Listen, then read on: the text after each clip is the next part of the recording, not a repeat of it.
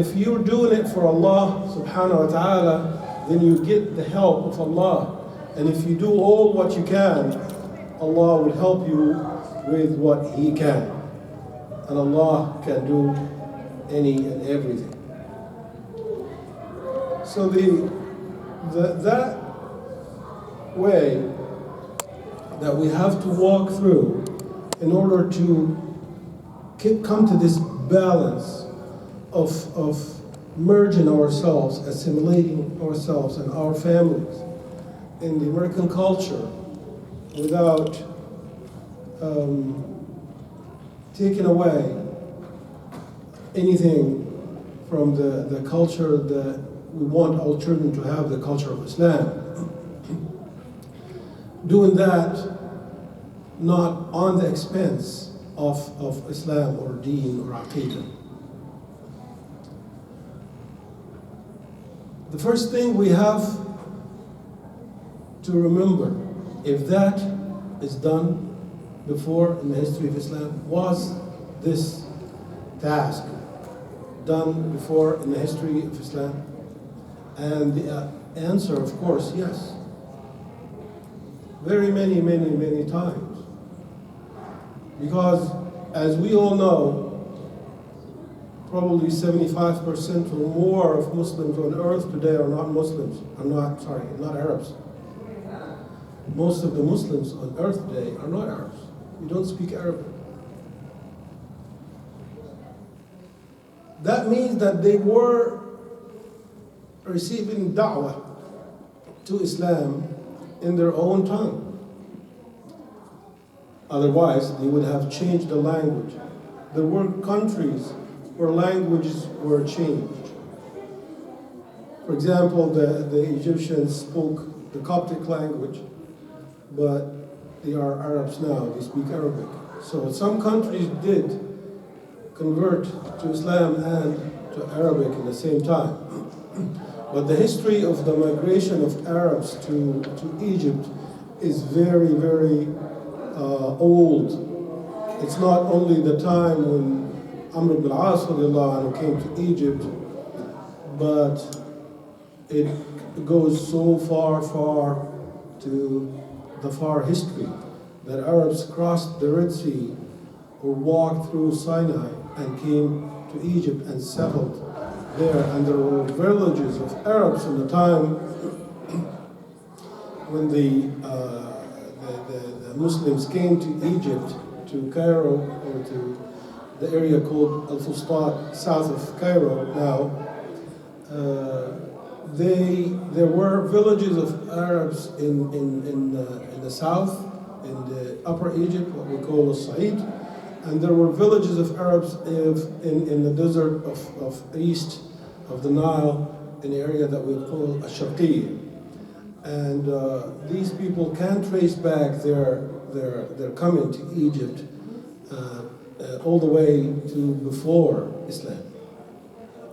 So that's why Egypt was ready to change to Arabic with changing to Islam. But when we, for example, went to Persia or Rome or Indonesia for that matter, people did not speak any Arabic and there were no Arabs there. The only things has to do with Arabs on these areas, that was the trade. The merchants would go there, buy things and sell things, and they developed a way to communicate with these people with languages that not Arabic, but nor it is the language of that land. It's something between the two languages that is known in the linguistic science as Creoles.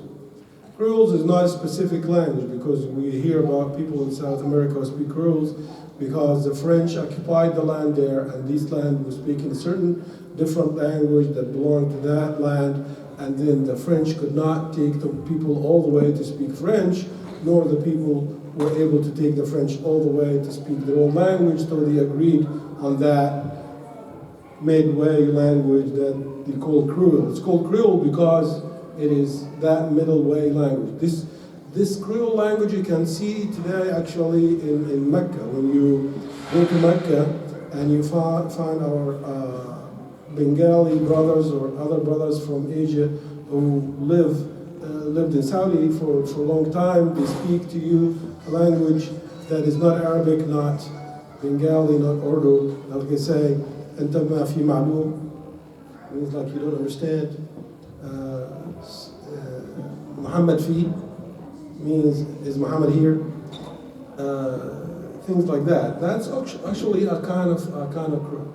So the Muslims that traveled all the way to these faraway countries, they developed that Creole language between Arabic and between the Malaysian and the Indonesian language, for example, for these countries, or languages between the Persian, the Farsi, and Arabic. Like, for example, the narrated story when a Farsi merchant were bringing merchandise to sell in Arabia, and the Arab merchant did not like. He says, how come this is like that? So he said to him, هي كما هي وكما تجي تكون. This is the way it is. But he did not put it right in the Arabic way. He said, كما تجي تكون. Like we say in English, this is how it is. This is how it comes from its origin land. So the idea of assimilating in a different culture, learning the language of that culture, and raising the children to learn about that foreign culture for the purpose of da'wah is old and ancient, and the Muslims did it over many times in many places in the world, in many eras and times of the history over the 1400 years of da'wah ila al-Islam. So, has that been said, I'm trying to tell you that we're not up to do something that is new. We are up to do something that our ancestors, the dua of Islam before us, did in many other countries and in many other times in the history. They would take their families and they would go there, they learn the language of that land, and they teach it to their children, and they learn the culture of that land, and that's how they start to relate to these people and bring them to Islam in a very easy, smooth way, because they can relate to them in things that they know, things that is from their culture.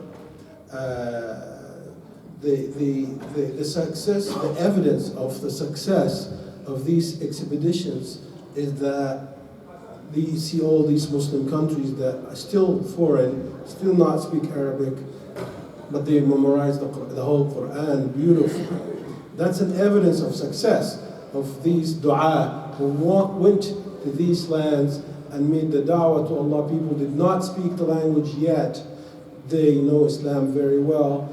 There was no way that they would have learned Islam so well except that the person who taught them Islam knew their language. Since they did not learn Arabic to learn Islam in Arabic, then it has to have happened the other way around, which is that these people, the dua of Islam, they learned the language of these people in order to teach them Islam. So there is an evidence that this has happened in the history, number one, and there is also an evidence that that was successful. It happened successfully in the history of Islam. So when we try to study the way this happened, we find that the first thing we can start with is learning the language. We have to learn the language of the land. Like I said in the Quran, in the beginning of the muhadara, when Allah subhanahu wa ta'ala says in the Quran, وَمَا أَرْسَلْنَا مِن رَسُولٍ إِلَّا بِلِسَانِ قَوْمِهِ لِيُبَيِّنَ لَهُمْ. So how would you be able to give manifestation, explanation to people about Islam if you can't speak the language, nor can they speak yours, and they're not interested. They don't really, in order to get them interested in learning your language, you have to have a motivation. You have to give them a motivation to learn Arabic. The motivation is to get them interested in Islam to start with, and the way to do that is to be able to relate to them in their own language about their own culture. It's like, for example, when you we have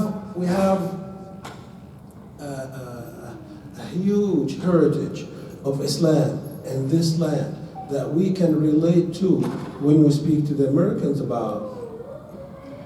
Big heritage, starting from before what's the name of before Columbus. Thank you very much. من قال Columbus. جزاكم الله خير. يعني المسلمون أتوا إلى هذه البلاد قبل أن يأتي كولومبوس ويكتشف هذه الأرض. وأنا لا أفهم كيف يقولون كولومبوس اكتشف or discovered, mean there were no people, and he discovered it. But he come here and he find people and says, okay, Assalamu alaikum guys, I just discovered you. So it is not really a discovery. And like I said, Muslim sailors, they found this land before Christopher Columbus, and there is a scientific evidence. We don't have to go there, but the evidence is there, and if you research it, you'll find it. So that's one thing that we can relate to, Muslims with here. Then when they started kidnapping people from Africa and bringing them here to be slaves, there was a very big percentage of these Africans that were Muslims, and they would force them to convert to Christianity, or they would kill them, or they would torture them, or they will kill their children. If you try to teach your child Islam, then you lose your child. You take a child away and they sell it somewhere else. They sell him or her somewhere else where nobody will teach them Islam. So some theories go as far as to say at least 50% of the Africans who were brought to this land across the ocean were Muslims. And some of them were trying to stay Muslims, but they were persecuted hard, and they were prevented from teaching it to their children or to keep practicing it for that matter. So that's another thing in the history of this land that we can relate to when we speak to the Americans about Islam. The Nation of Islam is another thing that we can also relate to, except we have to always focus on the positive sides of that part of the history. The other thing that we need to learn about in order to be able to relate to Americans when we talk to them about Islam, or when to relate to them, is we have to understand the history of Christianity and how it developed to the way it is today, how it came from Tawheed to Trinity, or how it came from what Isa alayhi salam preached in the beginning of his da'wah, to Tawheed and Ibadat Allah alone, and it came to what we see practiced today. So we have to also understand that and read about how our early dua of Muslims went to the Christian land, and what did they do and what did they say to these people in order to convince them or to give them da'wah to Islam. One example of this is that there is parts of Christianity that says that the du'a al-anbiya mustajab. Anything a prophet or a messenger of Allah asks, it is granted. Because if Allah subhanahu wa ta'ala does not want to give it to them, He would not have them say that dua, because قول الأنبياء حق. Whatever the Anbiya speak is truth. So the evidence about that in the Quran is the ayah that says فَتَلَقَّى آدَمُ مِنْ رَبِّهِ كَلِمَاتٍ فَتَابَ عَلَيْهِ. It says, the Quran said that when Adam disobeyed Allah subhanahu wa ta'ala, the ayah says what means that Allah subhanahu wa ta'ala has received, Adam has received words from Allah so that Allah would accept him back. So Allah gave him the words to say, so he would give him forgiveness and acceptance. So the thing that happened in history, and it is in the Bible, that Isa alayhi salam, when he knew that the soldier were coming for him to take him away, he went out in a garden out of that dinner that they were having, and he asked Allah to take this away from him.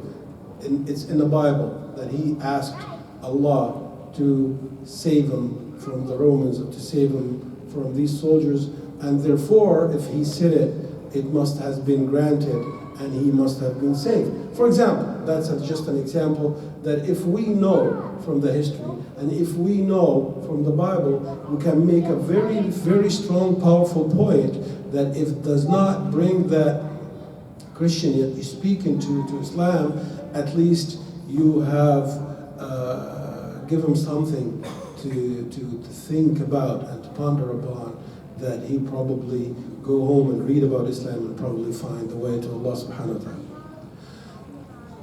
ta'ala. The point of all what I am trying to say is that we cannot be reluctant and resentful to learn the culture of America, because it is part of da'wah, and da'wah is the most important purpose of our presence on this land.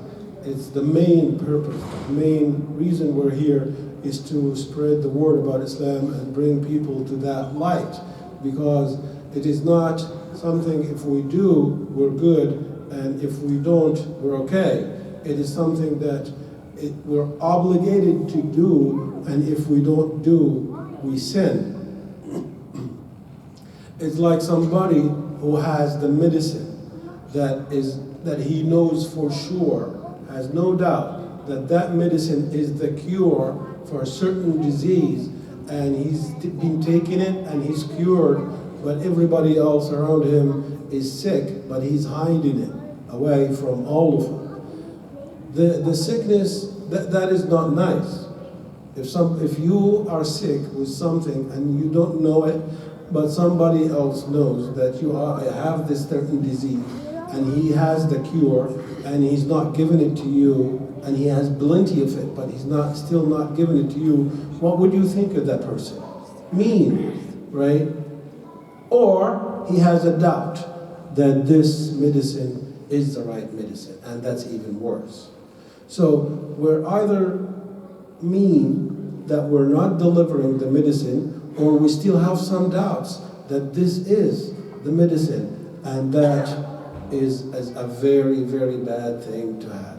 We cannot have doubt that Islam is the answer, and Islam is the medicine, and Islam is the truth for all the social diseases that we all witness and see around us all over the place. So first of all, we have to have this aqidah, that we have the one thing that humanity needs. Unshakable aqidah, that we do have the thing that humanity desperately and direly need. We have to establish this aqidah in our hearts first, before we start planning as to how to deliver it. Because if somebody is in denial of his disease, he says, no, I'm not sick, you can never convince him to take the medicine, right? He has to be convinced that there's something wrong about him that needs to be fixed first, before he would give you his consent to give him that medicine, right? So the way to do that, of course, is to relate to these people. As long as we're thinking about ourselves as somebody and the rest of the people around us are the other, then that is not going to happen. Somebody who wants to have the water move from the river to his land that he's planting trees, and he wants to irrigate it, he wants to bring the water to these plants so it can grow, but he would never dig that little canal for the water to flow to it. So the canal that we have to dig, so the river of faith, the river of Islam, can come and irrigate in this land and make these plants grow, plants of Aqidah, plants of faith, plants of Islam, our little children, that including our own children who are grown up in this land. We have to open that canal. Our children cannot look to us and find us totally oblivious of the American country, of the American culture, because they are being saturated with it. They're being like sponges who've been saturated with this culture. And so they know everything around them a lot more than you do. What happens when this happened, when this happened to our children, what happens when our children look to you and find that you don't know the most basic thing about the American culture, they disconnect. They disconnect from you, and they grow away. They grow farther away from you. As teenager, you start to say to yourself, "What have I done?" These children are all just, they're not interested to know Arabic. They don't want to learn. And I, as somebody who's been like a teacher who's trying, a lot of Muslim brothers who brought their children to me or to my school sometimes to teach them Arabic, they're not interested. And I've heard that question from these children over and over and over again. Why do I have to learn Arabic? I don't need it. They say that because they have disconnected from their parents. Their parents did not show them in a practical way that they do need to, as good as they need to learn the American culture very well, they still need to also learn their heritage, their Arabic, their Quran, so that they stay connected. We cannot do that to our children by forcing them to learn Arabic and sending them to Sunday school or send them to weekend schools, or just forcing them to learn the language. They have to look at you and see that you are also interested in this culture and interested in this language, and you know enough about it so that you can connect and communicate with your child. It is a shame that we don't know anything about the history, and even though that we have a great history, Islam, and the history of Islam is the most amazing history that anyone can learn and learn from, lessons from that. But there is a great history to this land too. There is a history of oppression. There is a history of liberation. There are good days and there are bad days. There are wars, and there's a lot of things that our children that go to school here learn, whether we like it or not. And when the child come to you and talk to you about what Abraham Lincoln did, for example, and you have no clue who that is, it's like, yeah, I know Abraham Lincoln. He was in that movie the other day. That's all what you know about Abraham Lincoln. So this guy, this name is a huge thing in American culture. And if you're a child, you have no idea. When your son talks to you about something like that and find out that you have no idea who that is, it's a shock. Your child thinks that you're ignorant, even though you're not. You're like probably a doctor here in this land. You're an engineer or you're a professor or something, but if you don't know these basic things. So children talk at school about football and baseball and basketball and the teams and the Celtics and this and that and the Red Sox and the Yankees. Who knows what happened between the Yankees and the Red Sox the other day? Who won?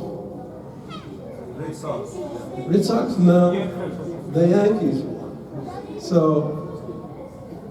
So even if we don't know, don't guess. I mean, because when your child finds you, like your child comes to you and he says like, oh, the Red Sox won the last week. So he says, no, they lost. So you might have as well just kept silent, because that's even worse than telling them that you don't know. At least when you say I don't know, you didn't lie. Now you told them two things. You told them you have no idea about what's happening in this land, and you also taught them to lie in the same time. So it's a double impact that is so bad. So I'm not saying to exchange the time that we have to teach our children Salah and the Quran with the time to teach them about baseball or anything. Who knows how the baseball is played? You see people running around, the guy was bat, and there's a pitcher, and then there's a base. That's as far as you know, right? Do you know how you score? You know how you score? It's 2 out of the entire masjid. No. Brother Abdulaziz, of course you know.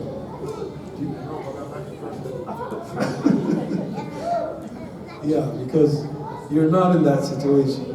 So I'm sorry, Brother Abdulaziz, we're talking about something that is not interesting to you, but you should also, be kind of help to us. We probably should set up a series of lectures for you to teach us things that we need to know about the culture, right? Can you do that? You. Why? To help your brothers. See, that's another example. An American Muslim who are not interested in the Arab culture.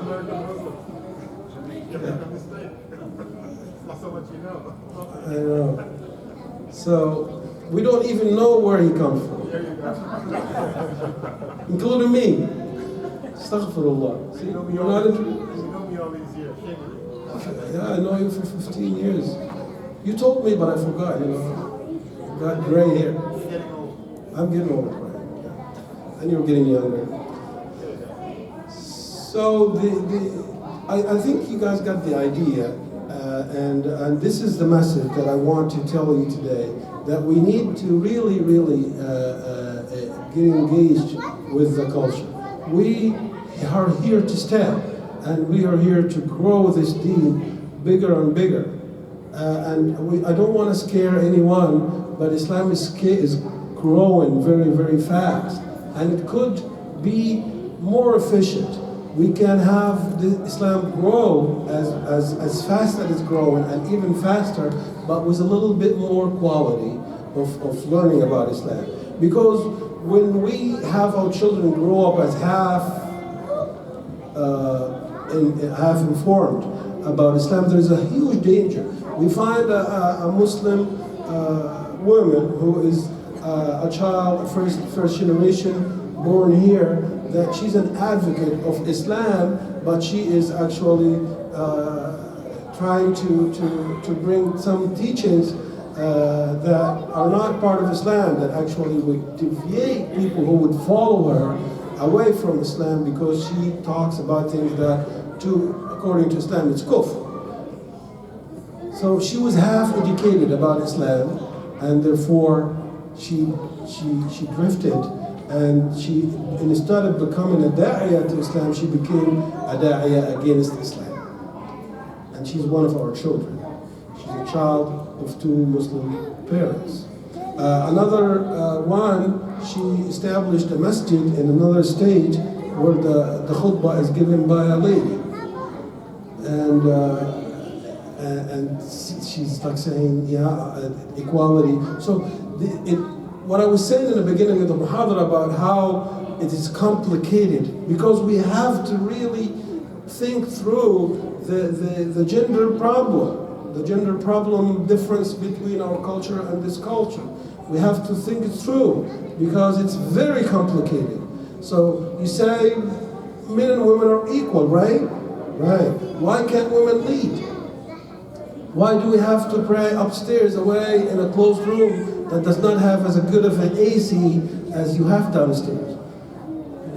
Why are the ladies' rooms are not as maintained, or the lock of the door for the women to enter the masjid is broken and nobody's ever fixed it for 3 years? I mean, it's not here. That's a different masjid. Yeah. So it's like telling them go away. So sisters coming to pray and they say women's entrance, and she goes around to enter and she tries to open the door and the door doesn't open because the knob's broken, and it was broken for over a year. So somebody has to stay at the door, one sister, in order to open for every sister who comes through. If this happens to us in our entrance like this here, we fix it in the same day, right? So I'm not trying to bring up these sidetrack problems, but we still as Muslim men have to really think through the way we think about our sisters, because our sisters are our mothers and our wives and our daughters. They're not the enemy, they are us, right? So when your daughter asks you, how come I cannot wear this?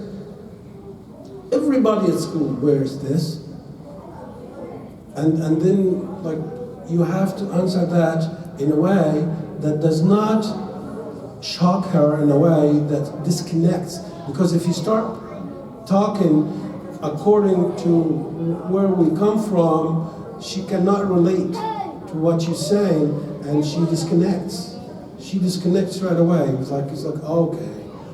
And then she probably would do what you say as long as she's in your house, but as long as she leaves to college or to get married or anything, then she's on her own. You never convinced her that this is the right thing. This is the right thing according to you. So why should I do it now that I'm on my own? This really did happen, and we've seen tragedies for daughters of Muslim parents who have defeated even worse and farther than that. If this is a result of any mistake we did, is a mistake of disconnecting because we don't know what we should know. We don't know enough about this culture that our children is growing in order to relate and stay connected to our children. We have to stay connected to our children in order to raise them right. We have to find the balance between this culture and the culture we come from, so that they are true American, they love their country, yet they are good Muslims who have a sound عقيدة. أقول قولي هذا وأستغفر الله العظيم لي ولكم ونفتح باب الأسئلة. جزا الله الأستاذ الكريم على هذه المحاضرة الطيبة حول الاندماج الإيجابي، اندماج المسلمين في المجتمع الأمريكي. إن شاء الله نضيف حدود 20 دقيقة للمناقشة. الباب مفتوح إن شاء الله للإخوة والأخوات، إما باللغة التي تحدث بها الأستاذ أو باللغة العربية كالأستاذ. الخيار لكم إن شاء الله. Just don't speak Moroccan. شرط واحد اشترطه الأستاذ: عدم التحدث باللهجة المغربية. والله يعني صعب شوية.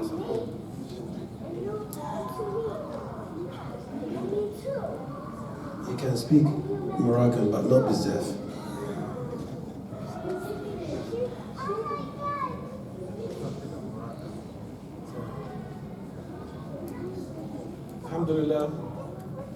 الحمد لله ما حدش عنده سؤال. نروح.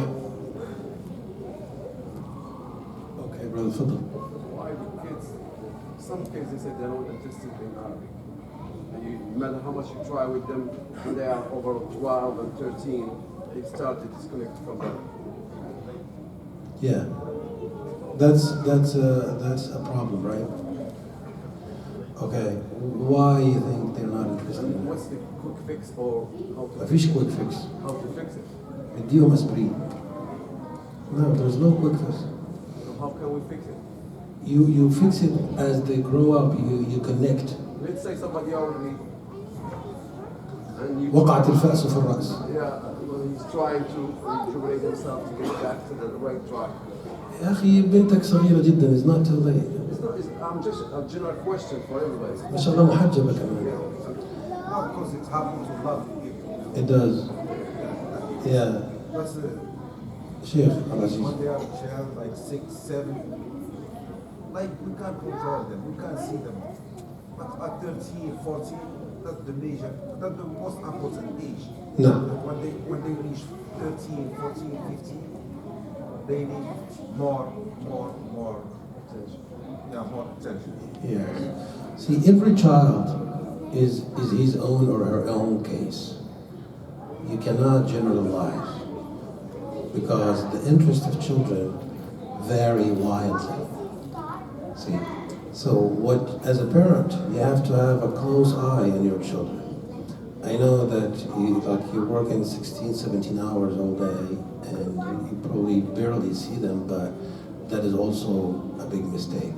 We have to spend time with our children to see how they think, to see their interests, what they like and what they don't like, what they want to do, what they want to grow up to be. A lot of us don't know their children very much, right? So learn about your child, what their interest. I mean, they like certain things, and bring them these things and relate it to something that we grew up with, you and I, as Arabs. I mean, most of the Arab people, like on our age, grew up playing the same games. So, in somehow, you have to relate what you cannot force them to have the interests that you did when you were your age. You cannot change their interests because their interest comes from their personality that is born with them. There's a lot of hemming and trimming that you can do to the personality of your child, but he's born tailored. Like the way they look, the way the face, the look, the way their personality is also. It is created. You can raise them to be nice, to be polite, to turn them, to teach in adab, but they grow up, like you find 3 children, three brothers or 3 sisters, sometimes they're twins, and the difference between their personalities is like the east and west, right? So you have to learn them in case by case basis. And as soon as you learn what your child like, then you have to think. It is not an easy thing. It is difficult and complicated. And there is no general solution for all the children. The general thing is like we have to find a way to make them like Arabic and learn about it. We have to give them example in ourselves. Like you can always say, see, I'm learning your culture. How come you're not interested in mine? A girl, 15 years old, she said to her father, but this girl has an American mother. She said, Dad, I do respect your culture, and I do respect where you come from, and I have so much respect to your faith and belief, but please don't force me to be just like you. And مش عايزة تبقى مسلمة. She doesn't want to be Muslim because not only because you're Muslim, you want me to be Muslim too? I mean, and this is very, very fine here. This is actually the right thing. This is what they teach those children in the school. It is the right thing to have your own aqidah. You don't have to be a copy of your parents. So they coming home, they think you're the enemy. see what I'm saying? They come from school. You think like you are trying to force them to do something that they told them at school that it's wrong. You see? So we're up against a very, very strong thing that we have to be smart, really smart. Yes? And invent, even if you have to make ikhtira' in order to get your child to be interested in Arabic. You cannot just force him. They say, I'm not interested in Arabic, and you say, no, you have to learn it. I'm hiring a teacher. I saw a situation where a father said to his son, I'm hiring a teacher to teach you Arabic and Quran, and the child starts crying and screaming to that extent. Aziz? No, I was going to say really that at the age of 12, it might get it. It's not late, but it's early. You have to start at an early age from the day that kid was born. You have to start. If you have to start, then you're gonna have a difficult time as well to start getting to speak Arabic. Really, you really need to start early from the minute they can speak. As a matter of fact, you might want to take like Arabic first language, really, because later on when they get out into society or school, English will become the more. Yeah. So if you don't start there, then you will have hard time at 12, 14 trying to get them to speak. Right. It goes both ways. What we're trying to make the balance between now is to keep the Arabic and Islamic culture with our children, and in the same time, we as parents have to learn the American culture so we keep things close. So you cannot ask a child to learn your culture, to learn Arabic and learn Islam, and you're learning nothing about the American culture. He would see that example in you. You'd be telling them, learn the other culture. It's like, why aren't you? You're not learning another culture. You've lived here, you're a citizen, you've been here for 20, 15, 10 years, and you haven't changed a bit. You feel like you have enough, you know enough, and you've learned enough, and you don't need to learn anything about this culture. So that's the example you're setting up for your child. You see, that's what we're talking about in here today, is like we have to set that example to our children, that in order for us to ask them to learn our culture, we have to give them that example of learning their culture. The brother here.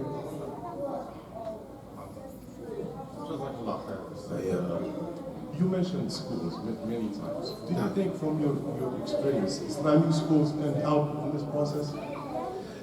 Yes, Islamic schools help, but we also, at the same time, need to help Islamic schools. Islamic schools are struggling very much, and in hiring non-professional teachers, in somebody, all their credentials is that they come from an Arab country and they have learned the Quran as children, and that's it. That's all their credentials. They have no education background. They have no child psychology information, the way children learn, or all that. They are out. They are totally, oblivious about it. And that goes on the expense of the children who are learning in these schools. So in order to really establish good schools and good education system in our society, we need every single one help.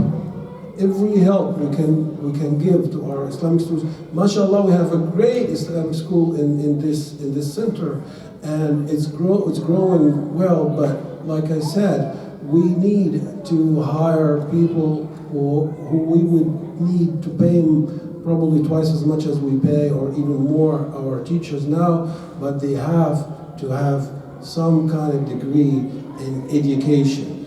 Knowing Arabic and Quran is not the only credentials for a teacher who should teach children. Teaching children is a very complicated thing. So yeah, Islamic schools help, but Islamic schools need help too. Did they answer the question? Okay, any other questions? Sisters, I haven't heard any questions from the sisters.